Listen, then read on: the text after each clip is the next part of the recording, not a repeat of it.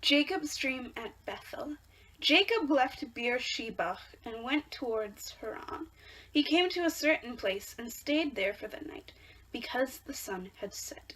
Taking one of the stones of the place, he put it under his head and lay down in the place. And he dreamed that there was a ladder set up on the earth, the top of it reaching to the heaven, and the angels of God were ascending and descending on it. And the Lord stood beside him and said, I am the Lord, the God of Abraham your father, and the God of Isaac. The land on which you lie, I will give you and your offspring. And your offspring shall be like the dust of the earth, and you shall spread abroad to the west, and to the east, and to the north, and to the south. And all the families of the earth shall be blessed in you and in your offspring. Know that I am with you, and will keep you wherever you go, and will bring you back to this land, for I will not leave you until I have done what I have promised you. Then Jacob woke from his sleep and said, Surely the Lord is in this place, and I did not know it. And he was afraid and said, How awesome is this place! This is none other than the house of God, and this is the gate of heaven. So Jacob rose early in the morning, and he took the stone that he had put under his head, and set it up for a pillar, and poured oil on the top of it. He called that place Bethel, but the name of the city was Luz at first.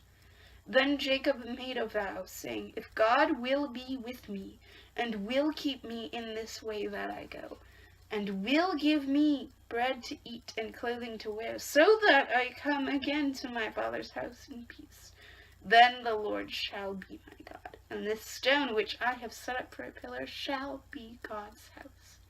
And of all that you give me, I will surely give 1/10 to you. The word of the Lord.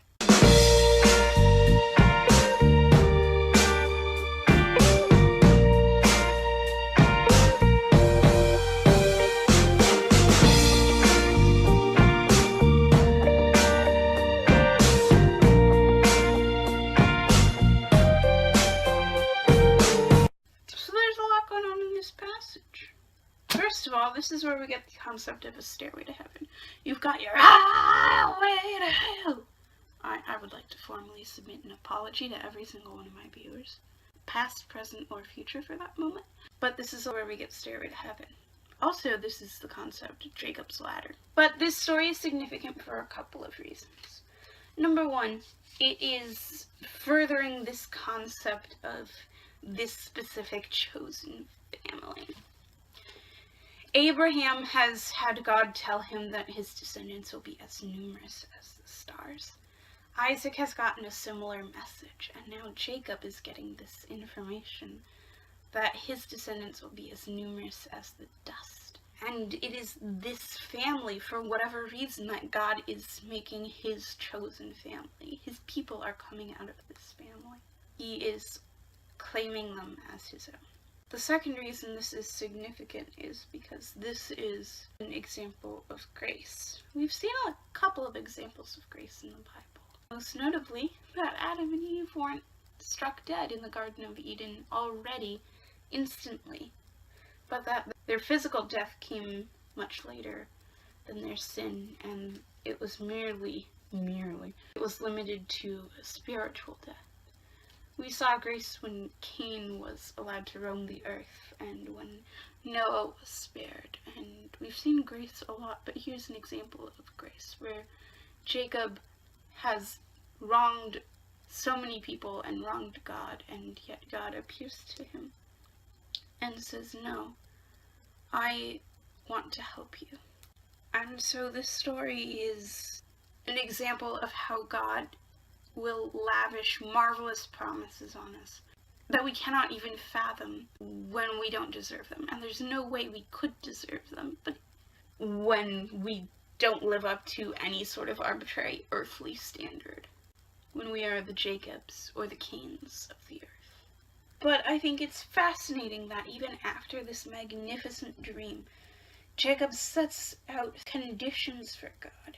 He sets out 3 conditions for God. He says, if God will be with me and will keep me and will give me bread to eat and clothing to wear, so that I come again to my father's house in peace. Then the Lord shall be my God, and this stone shall be God's house. And all that you give of me, I will give 1/10 of to you." Finally, that 1/10 idea is the first introduction we get in the Bible to the concept of tithing.